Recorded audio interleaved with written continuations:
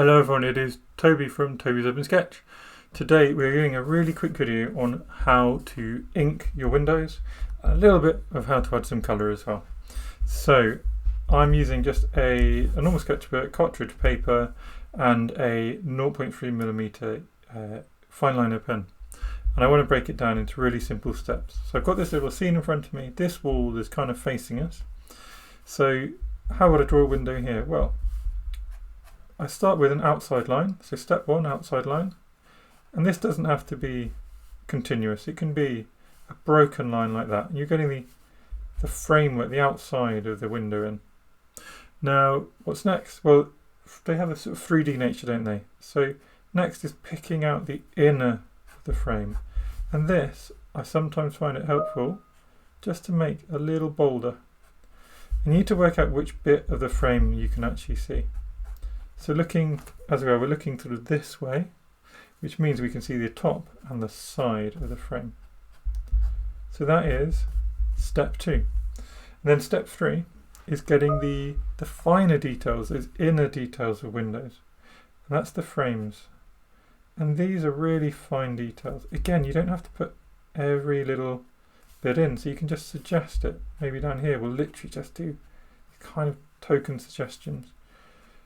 And remember, there's also an inner frame here. So we've got three lines, an outer, an inner, and a very inner going down, which just provides enough for the eye to understand that there's a sort of square frame in these windows.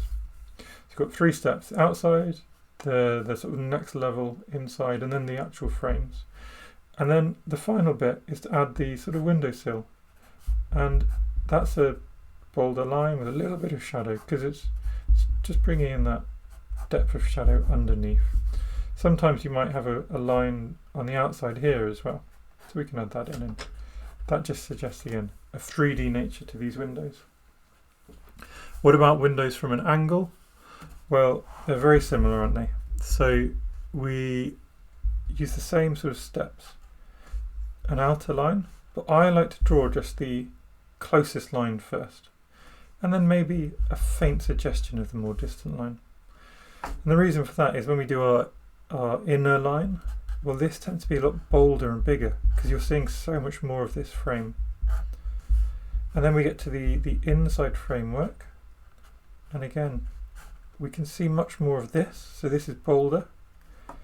But these window details might be even more sort of sketchy. There's often so much reflection. And then you might get even more shadow underneath because of the angle you're looking. And if you've got an outside to your window here, again, that might be even bolder. So it's the same four steps, 3 steps to get the window plus the 4th step to get the outside of it. Then when we're thinking about the colour and the tone of the windows, we've got a couple of techniques we can try. We need to remember, the higher you're looking, the more it's reflecting the sun. So the sun's doing this, or the sky is coming at you, doing that. If you're looking in lower windows, it's probably reflecting a house opposite or some shadow. So if it's reflecting shadow, we can simply, with our pen, hatch, create that texture, that depth, that contrast. We can still use hatching as we go higher up, but we want to make it lighter and less, this is just giving the impression of reflections rather than really dark contrast. And we can do the same in these windows.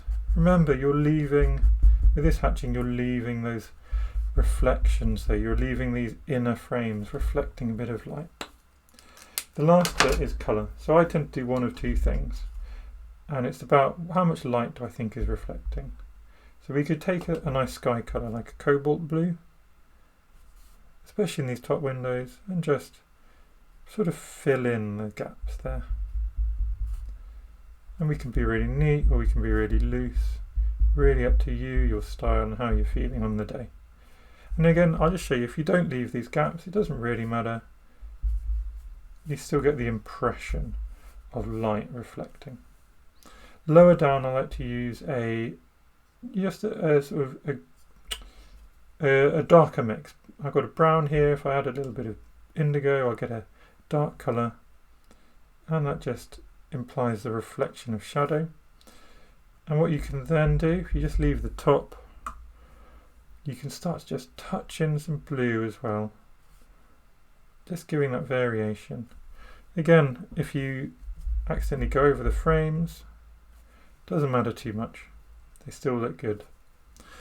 On the side frames it's a very similar idea, but they tend to be either reflecting a lot of light or a lot of shadow in my experience, so making these colours a bit bolder.